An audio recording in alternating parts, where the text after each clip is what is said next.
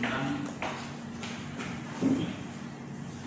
analisis proses produksi, analisis kapasitas proses produksi dan penerapan harga jual terhadap tarif penjualan di PT ABC Indonesia. Yang pertama, saya sampaikan banyak terima kasih kepada Bapak Dr. Insinyur Budi Sumartono, MT, selaku pemimpin satu, kemudian ke Gajah Wilawan, SE MNT, selaku pemimpin 2, sekaligus sebagai Kaprodi Jualan dan Industri yang telah memberikan pilihan kepada kami untuk bisa menyelesaikan tugas ini. Selanjutnya terima kasih juga kepada para Dewan Penguji, Bapak Haryadi Wibowo, SDMM, kemudian ada Bapak Karel, Insinyur Karel Mandari, Insinyur Karel Mandari, MM, dan Bapak Basuki Haryanto, SDMM. Pada paparan ini, di sini kami akan menjelaskan tentang hasil penelitian yang berisi tentang pendahuluan, batasan teori, metodologi penelitian, analisis pembahasan, dan kesimpulan dasar.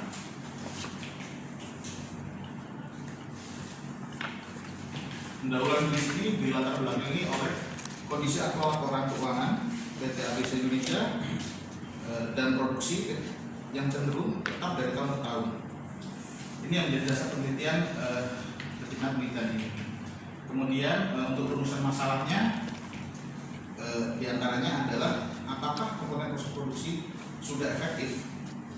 Itu yang pertama. Yang kedua adalah bagaimana optimalisasi proses produksi terhadap target penjualan. Dan yang terakhir adalah bagaimana menentukan strategi harga jual produk terhadap penjualan. Ini adalah rumusan masalahnya. Kemudian batasan masalahnya terdiri dari 2, yakni produksi, pemasaran. Nah, produksi sekitar wilayah dari persediaan raw material, terus kapasitas produksi. Sementara untuk di pemasaran terdiri dari HPP serta harga jual produk.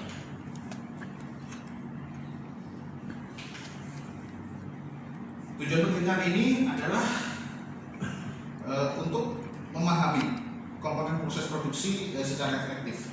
Yang kedua, menghitung optimalisasi proses produksi terhadap tarif penjualan. Yang ketiga adalah menganalisis penentuan strategi harga jual produk terhadap penjualan. Dan juga penelitian ini juga mempunyai manfaat, diantaranya adalah sebagai bahan dasar teori pengembangan penelitian jenis di masa yang akan datang. Yang kedua itu adalah membantu memecahkan dan mengantisipasi masalah serupa yang ada pada objek and utility. Yang terakhir adalah sebagai latihan dalam meneliti masalah-masalah yang timbul serta mencari solusi yang komprehensif sebagai akibat adanya suatu proses produksi.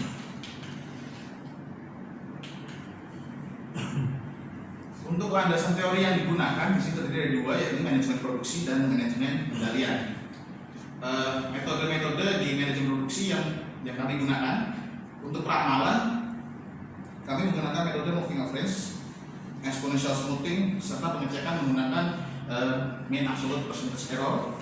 Selanjutnya untuk perencanaan dan pengendalian produksi, kami menggunakan metode EOQ beserta kawan-kawannya, yakni seperti stock, order point, atau top cost.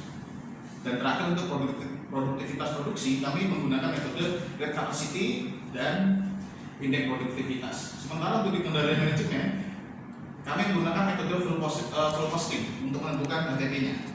Selanjutnya untuk harga jualnya kami menggunakan metode markup pricing. Sementara untuk analisis BEP-nya menggunakan satuan mata uangnya. Nah, ini metodologi yang kami lakukan dalam penelitian ini, yakni dimulai dari pengumpulan dari studi pustaka serta studi lapangan yang merujuk pada identifikasi masalah serta tujuan.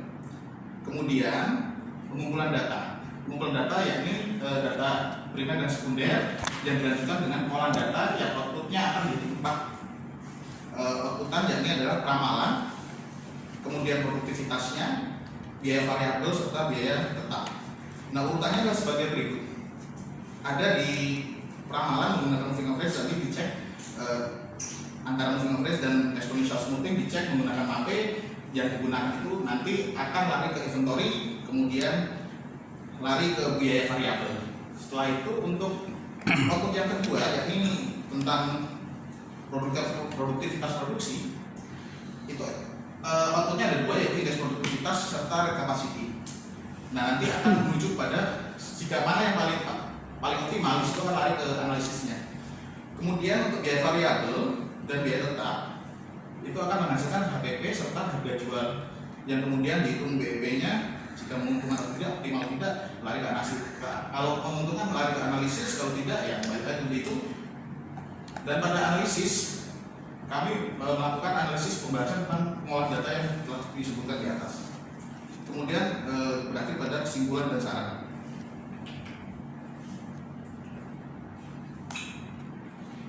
Nah, untuk pengumpulan data,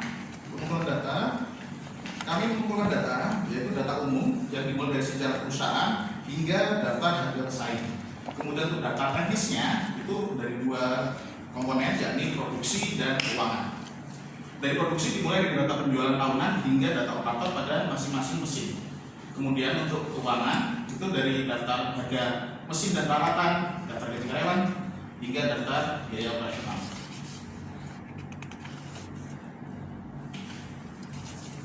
Nah, ini pengolahan data produksinya. Jadi hasil pengumpulan data tadi berupa data penjualan tahun 2017 sampai 2020 kami olah menggunakan software CAD untuk menghasilkan output daftar kebutuhan material tahunan yang dimulai dari tahun 2017 sampai 2020. Kemudian rekayasa yang kami lakukan kedua adalah dari data penjualan yang sama dari tahun 2017 sampai 2020 direkayasa menggunakan Microsoft Office untuk menghasilkan peramalan moving average dan exponential smoothing. Kemudian nanti dipilih mana yang paling kecil nilai mapping. Terus yang selanjutnya adalah melakukan rekayasa data juga penjualan, tapi penjualan 2019 karena diambil pada tahun itu belum terjadi pandemi, sehingga kita anggap sebagai titik puncak dari penjualan itu. Dan di sini penjualan 2019 akan menghasilkan EOQ beserta safety stock serta NOP-nya. Kemudian digabungkan dengan harga material bahan baku menjadi total cost inventory-nya. Selanjutnya, untuk masih di dalam pengolahan data produksi, data operator, jam kerja perusahaan beserta waktu siklus serta waktu desain beserta data penjualan tertinggi yang kami gunakan pada tahun 2019 akan menghasilkan rate capacity produksi. Nah, dari rate capacity produksi outputnya jadi dua, yakni rate capacity yang untuk reguler sama overtime. Nah, reguler tadi akan menghasilkan output dua juga, yakni indeks produksi yang aktual dan yang desainnya. Nah, pengolahan data yang di bagian keuangan yang kami lakukan adalah filtering untuk mencari biaya variabel dan biaya tetap. Untuk biaya variabel kami melakukan ekstraksi data dari pengambilan data yang diambil di awal tadi, yakni berupa daftar gaji karyawan dan data operator mesin akan menghasilkan biaya variabel tenaga kerja. Kemudian total cost inventory dan data jumlah order konsumen, daftar konsumsi bahan produksi itu akan menghasilkan biaya variabel bahan baku. Kemudian kami juga melakukan rekayasa dari sisi daftar biaya operasional, daftar inventaris mesin, indeks produktivitas, itu akan menghasilkan biaya pengiriman listrik dan utilitas, sehingga bisa dikelompokkan menjadi biaya variabel overhead. Dan dari total tiga-tiganya ini akan menghasilkan output ya berupa biaya variabel total. Kemudian untuk daftar gaji karyawan di bagian biaya tetap itu dikelola, dipisahkan biaya daftar gaji karyawan yang memproduksi, yakni staf dan manajemen. Di situ menghasilkan biaya tetap tenaga kerja. Kemudian ada daftar harga mesin dan peralatan akan menghasilkan biaya tetap depresiasinya. Kemudian rekayasa data yang kami lakukan selanjutnya adalah daftar inventaris mesin dan peralatan beserta daftar biaya operasional akan menghasilkan biaya tetap overhead. Nah, dari total tiga ini akan menghasilkan biaya total tetap. Digabungkan menjadi HPP dan selanjutnya kita lakukan markup pricing untuk harga jualnya. Nah, BEP yang dimaksud adalah di HPP ini. Jadi nilai HPP ini bisa dijadikan sebagai salah satu acuan untuk nilai BEP-nya.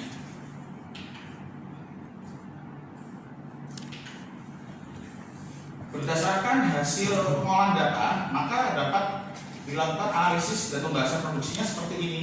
Di pertama yang kami sebutkan adalah tentang kebutuhan daftar bahan baku. Di sini terjadi dapat dilihat variasi kebutuhan bahan baku yang dibutuhkan mulai produksi tahun 2017 sampai 2020. Di sini nilai yang muncul berturut-turut paling tinggi konsumsi bahan baku ini adalah di Stellite 12 yang solid. Disusul selanjutnya di kebutuhan bahan baku untuk material stainless M303 dan kemudian Stellite yang powder. Kemudian tungsten carbide di urutan ketiga. Nah, ini adalah yang tertinggi kebetulan di 2019 memang, sehingga nilai ini yang jadi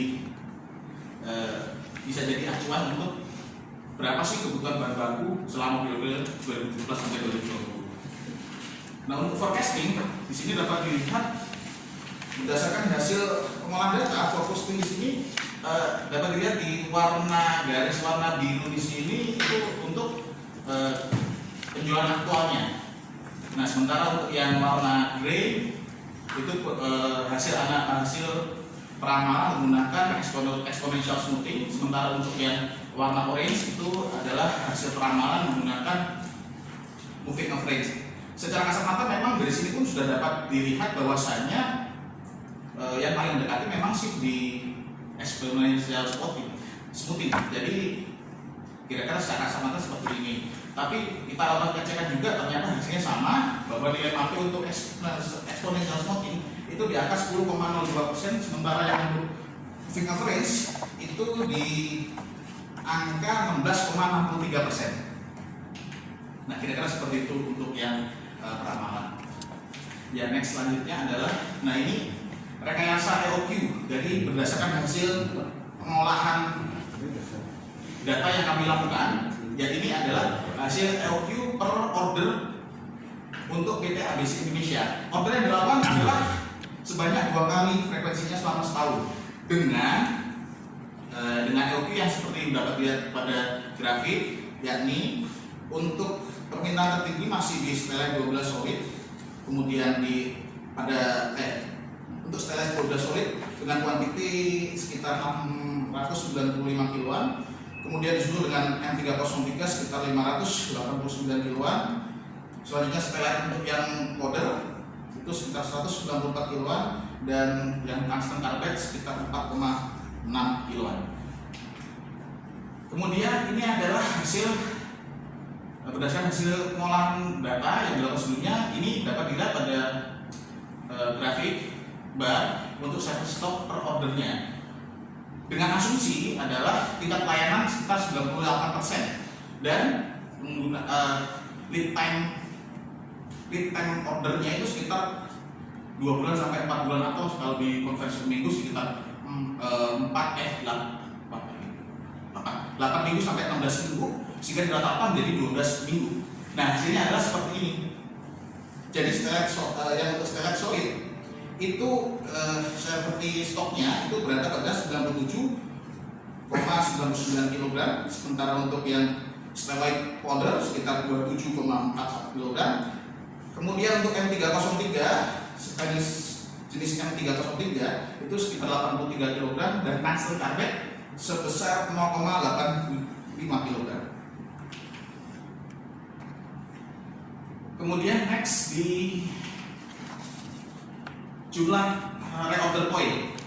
Berdasarkan hasil pengolahan data, jumlah reorder point yang dibutuhkan atau yang timbul pada PT ABC Indonesia adalah dapat dilihat pada grafik yang ini. Di sini terdapat nilai 428 kg untuk Stellite yang solid. Kemudian untuk yang Stellite powdernya itu sekitar 119 kg. Kemudian untuk M303 itu sekitar 362 kg. Dan yang terakhir tungsten carbide sebesar 2,85 kg. Nah, bila bila stok sudah mencapai nilai ini, maka PT ABC akan melakukan orderan kembali, repeat order. Nah, untuk total cost inventory per tahunnya itu sekitar 1 miliaran, dengan alokasi cost material adalah sebagai berikut yang dapat dilihat di tabel di sini. Di sini konsumsi paling banyak pembelanjaan pengadaan material itu sekitar 660 jutaan di material setelan solar. Kemudian untuk disusul dengan setelan yang powder itu sekitar 147 jutaan. Kemudian untuk yang M303 itu sekitar 110 jutaan dan sampai sekitar sebesar 96,5 jutaan. Nah ini kira-kira untuk yang alokasi materialnya. Untuk analisis pembahasan produksi di sini berdasarkan hasil pengolahan data terdapat hasil persentase penggunaan sebesar 86,5%, kemudian efisiensi sistem perusahaan sekitar 93,75%. Nah ini adalah efisiensi dan persentase penggunaan. Sementara sebelah kanannya adalah rate kapasitas produksi. Di sini dapat dilihat rate kapasitas produksinya tertinggi adalah 3.114, yakni ada pada mesin mesin CNC grinding converter 5 aksis, terus CNC Miltron yang 5 aksis, kemudian cylindrical grinding 5 aksis. Nah, kenapa bisa lebih tinggi? Karena asumsinya adalah menggunakan dua shift dalam 1 hari, 5 hari dalam 1 minggu. Nah, ini efisiensinya jadi seperti ini. Sementara untuk yang lebih kecil ini hanya 1 shift saja selama 1 hari dan 5 hari dalam seminggu, sehingga nilainya untuk yang mesin-mesin yang lain itu 1 shift itu sebesar 1.557 jam untuk alokasi jam reguler tahunan HCP-nya. Sementara yang 00 ini adalah yang tidak ada operatornya. Kemudian di rate kapasitas produksi ada di overtime-nya seperti yang bisa dilihat di sebelah kiri. Ini karena kebijakan perusahaan itu lembur maksimal di satu hari dalam seminggu dan hanya 1 shift, maka hasilnya dapat dilihat nilai tertinggi untuk setiap mesinnya adalah di angka 311,4 jam per tahunnya. Sementara untuk yang 00 ini ya seperti yang tadi kami sebutkan bahwa tidak ada operatornya memang. Nah, untuk indeks produktivitasnya di sini dapat kita lihat hasil berdasarkan hasil pengolahan data. Indeks produktivitas aktualnya itu ada pada persentase sebesar 59,87%. Sementara untuk indeks produktivitas desainnya itu ada di 43,35%. Next di analisis dan pembahasan keuangan. Di sini kami tampilkan di sebelah kiri itu adalah biaya variabel dasar grinding. Di sini hasil variabel dasar grinding untuk tenaga kerja itu ada pada kisaran 311 jutaan, kemudian overheadnya ada di angka 66,91 jutaan, kemudian toolingnya ada di angka 194 jutaan. Sementara untuk biaya variabel pembuatan barunya secara total itu alokasinya terdiri dari untuk material sekitar 1 miliaran, kemudian untuk tooling itu sekitar 431 jutaan, kemudian tenaga kerja itu sekitar 692 jutaan, dan overheadnya itu sekitar 148 jutaan. Ya, next di komponen biaya tenaga variabel. Di sini kebetulan berdasarkan hasil pengolahan data kami coba split komposisi untuk biaya tenaga variabel. Terdiri di sini dari 2, yakni biaya linear dan non linear. Yang dimaksud biaya linear dan non linear adalah, jadi kalau biaya linear itu adalah biaya yang muncul, biaya variabel yang muncul akibat memang mesinnya digunakan pada saat buat produk tersebut. Sementara yang non linear adalah yang harus ditanggung oleh si produk itu karena harus membayar tenaga kerja yang tidak berhubungan dengan produk itu. Nah, di sini terdapat komposisi. Sebutkan saja nanti penjelasannya. Oh, iya. Nah, untuk komposisinya itu di angka 369 jutaan untuk biaya non linear, sementara untuk yang biaya linearnya adalah sekitar 634 jutaan atau sekitar 63%. Next. Nah, selanjutnya adalah tentang biaya tetap pembuatan baru. Nah, biaya tetap pembuatan baru untuk tenaga kerja, biaya yang muncul adalah sebesar 1,4 miliaran. Sementara untuk overheadnya, tetap overhead tetap itu sekitar 490 jutaan. Kemudian untuk depresiasi mesin di angka 665 jutaan. Sementara untuk maaf.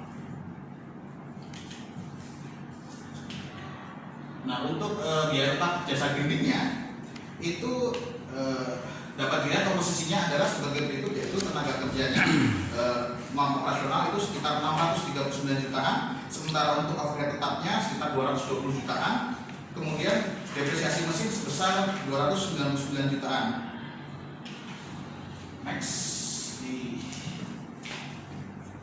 Nah, di sini dapat kita lihat HPP yang muncul untuk PT ABC Indonesia adalah sebesar untuk pembuatan baru itu sekitar 4 miliar 800-an, untuk jasanya sekitar 1,7 miliaran selama periode untuk 2019. Kemudian biaya variabel dan biaya tetapnya rasionya seperti ini, komposisi rasionya biaya tetap sekitar 57% dan biaya variabelnya 43%. Nah, kalau HPP disatukan untuk per biji per unit, ini HPP-nya untuk jasa grinding mulai dari USD 900 ada pada harga 46 jutaan sampai dengan berturut-turut sampai bawah itu sekitar untuk NP15 itu sampai dengan harga per unitnya untuk jasa grinding adalah sekitar 16,9 jutaan. Sementara untuk pembuatan barunya itu untuk si USD 600 itu harganya sekitar 461 jutaan dan berturut seperti yang dapat dilihat di sini, USD 600 di angka 343 jutaan, terus USD 300 di angka 224 jutaan, dan DSK 5 di 133 jutaan, serta NP15 di harga 149 jutaan. Inilah HPP-nya. Kemudian harga jualnya yang digunakan, harga jual berdasarkan hasil pengolahan data dengan markup pricing sebesar 10% untuk jasa grinding dan 15% untuk pembuatan baru, maka didapatkan harga seperti yang dapat dilihat pada slide gambar yang bagian kanan, yakni untuk jasa grinding USD 900 harganya itu sekitar 51 jutaan, kemudian untuk USD 600 sekitar 38 jutaan, USD 300 sekitar 26 jutaan, BSK 5 sebesar 15 jutaan, NP15 sebesar 18 jutaan. Sementara untuk harga jual dari pembuatan cutter baru dengan market pricing 15% itu dapatlah harga seperti ini, USD 900 di angka 542 jutaan dan USD 600 di angka 404 jutaan, selanjutnya USD 300 di angka 264 jutaan, selanjutnya BSK 5 ya di angka 196 jutaan, kemudian yang NP15 itu di angka 105 jutaan. Bisa tanya itu ya. PR 10%, yang PR 15% itu apa? Untuk profit marginnya profit. Ya, untuk jasa kita ambil di angka 10%, untuk pembuatan baru 15%. Jadi mungkin gini ya Pak, ini kan tujuan penelitian di halaman 4 itu kan memahami komponen proses produksi secara efektif. Nah, komponen proses produksi secara efektif itu apa? 2, menghitung optimalisasi. Terus 3, menganalisis penentuan strategi. Kan cuma 3 aja. Iya. Tapi perhitungan ini kan hanya sebagian kecil dari tujuan penelitian ini. Iya. Mendingan langsung aja ke poinnya aja, karena kalau perhitungan itu nggak terlalu ini banget gitu. Baik. Ya, Coba langsung aja tinggal Pak. tinggal terakhir Pak. Udah tinggal saling aja. Nah, di sini dapat dilihat BEP-nya, hasil BEP-nya, nilai omset penjualan ke angka BEP-nya itu untuk jasa sendiri itu masih kurang di angka 74%, sementara untuk pembuatan baru masih kurang sekitar 68%. Nah, selanjutnya ini di kesimpulan dasar. Berdasarkan hasil analisis dan pembahasan, maka dapat disimpulkan pada penelitian ini yang pertama adalah komponen proses produksi, khususnya sistem ramalan atau forecasting serta pengadaan material untuk bahan baru belum secara efektif dijalankan karena memang tidak ada di perusahaan ini. Itu satu. Yang kedua itu adalah optimalisasi proses produksi terhadap target penjualan masih dapat ditingkatkan kembali sampai ke titik tertingginya, yaitu mendekati 100%. Yang ketiga adalah penentuan strategi harga jual produk terhadap penjualan masih perlu dikaji ulang kembali agar perusahaan bisa mendapatkan keuntungan di tahun-tahun selanjutnya. Di sini kan masih ada selisih penjualan sekitar 4,5 jutaan. Kemudian saran yang diberikan adalah untuk PT ABC Indonesia agar dapat menggunakan metode penghalusan rata-rata atau exponential smoothing untuk peramalan penjualan ke depannya nanti. Kemudian menggunakan metode OQ untuk pengadaan bahan atau material. Yang kedua adalah PT ABC Indonesia dapat dalam prakteknya tahun-tahun selanjutnya diharapkan dapat lebih memaksimalkan jam kerja mendekati 100%. Yang terakhir adalah dapat melakukan efisiensi pada komponen biaya tetap maupun variabel tentang penggunaan tenaga kerja yang tidak perlu, serta melakukan evaluasi perhitungan harga jual berdasarkan KPP. Saya rasa itu saja yang bisa kami sampaikan. Saya terima kasih. Assalamualaikum. Terima kasih.